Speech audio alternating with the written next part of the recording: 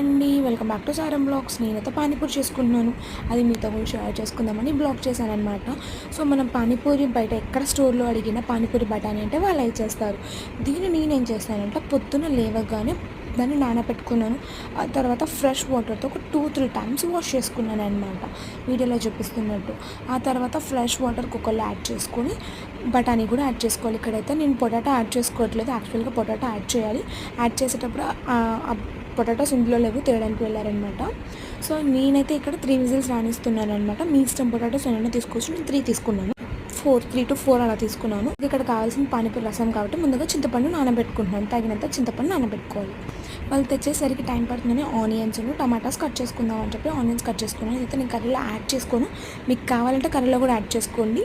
మీకు ఎంత కావాలో అంత యాడ్ చేసుకోండి, మీరు తినే క్వాంటిటీ బట్టి ఆనియన్స్. నేనైతే చాలా సన్నగా చిన్నగా చాప్ చేసుకుంటున్నాను అనమాట. ఆ తర్వాత కొత్తిమీర పుదీనా తెచ్చుకోవడానికి వెళ్ళిపోయాను. సో కొత్తిమీర పుదీనా మంచిగా నీళ్ళలో వాష్ చేయాలి, ఎటువంటి మట్టి లేకుండా. అందులో కుక్కర్ విజిల్స్ వస్తున్నాయని చెప్పి మీకు బ్లాగ్ చూపించేస్తున్నాను. నేనైతే ఇక్కడ 3 విజిల్స్ రానిచ్చుకున్నాను. పప్పు క్వాంటిటీ బట్టి ఎక్కువ కానీ తక్కువ విజిల్స్ కానీ రానియాలి. ఈ తర్వాత ఏంటంటే జార్లోకి మనం పుదీనా అవి తీసేసుకున్నాక కొంచెం జీలకర్ర, నాకేంటంటే ఇంట్లో అల్లం లేదని అల్లం పేస్ట్ తీసుకున్నాను. కొంచెం ఉప్పు, పచ్చిమిర్చి తగినంత తీసుకోండి. కారం లేవా ఉన్నాయి చూసి తీసుకోండి, కారం ఉంటే మాత్రం తట్టుకోలేమన్నమాట. సో అంతలోకి నాకు చెల్లి నాకు హెల్ప్ చేస్తుంది, మిక్సీ పెట్టడానికి వెళ్ళిపోయింది. నీకు టమాటా కట్ చేసుకుంటున్నాను. అంతలోకి చింతపండు రసం తీసుకొని ఒక బౌల్లో తీసేసుకుందాము. దాని తర్వాత ఆ ప్యూరీని నేను ఫిల్టర్ చేయను యాక్చువల్గా, ఎందుకంటే చాలా మెత్తగా పట్టుకున్నాను.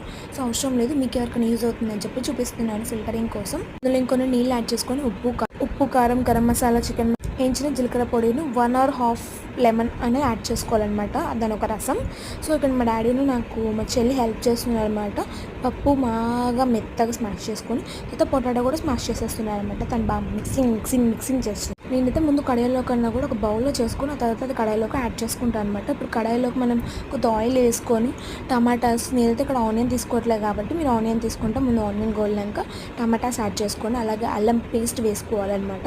అవన్నీ బాగా వేగాక ఏదైతే పప్పు మనం రెడీ చేసుకున్నామో ఆ పప్పు అనేది దాన్ని వేసేసుకొని కొంచెం బాగా ఉడకాలన్నమాట. ఉడికినాక నేను వాటర్ కానీ వాటర్ యాడ్ చేసుకోవచ్చు, లేదా గట్టిగా చేసుకుంటామంటే గట్టిగా చేసుకోవచ్చు. అది బాగా బాయిల్ అయినాక మనం అందులో గరం మసాలా, చికెన్ మసాలా, ఉప్పు, కారం, వేయించిన జీలకర్ర పొడి ఇవన్నీ వేసుకోవాలి. కొత్తిమీర అలాగే పుదీనా, లాస్ట్లో కొత్తిమీర వేసే ముందు కొత్తిమీర పౌడర్ కూడా ఉంటుందన్నమాట, ధనియాల పౌడర్ వేసేసుకోవాలన్నమాట. ఇదంతా కొంచెం బాగా మిక్స్ చేసేసి బాగా కలపాలన్నమాట. మొత్తం బాయిల్ అయిపోయాక మనం సర్వ్ చేసుకొని తినడం అనమాట. ఫస్ట్ నేను ఇక్కడ టేస్ట్ చూస్తున్నాను అనమాట, సూపర్గా వచ్చిందనమాట. నేను టేస్ట్ చూసి చెప్పాను. Thank you for watching system blogs. అలాగే లైక్ చేయండి, షేర్ చేయండి ప్లీజ్ అండి, మమ్మల్ని కూడా ఎంకరేజ్ చేయండి కొంచెం.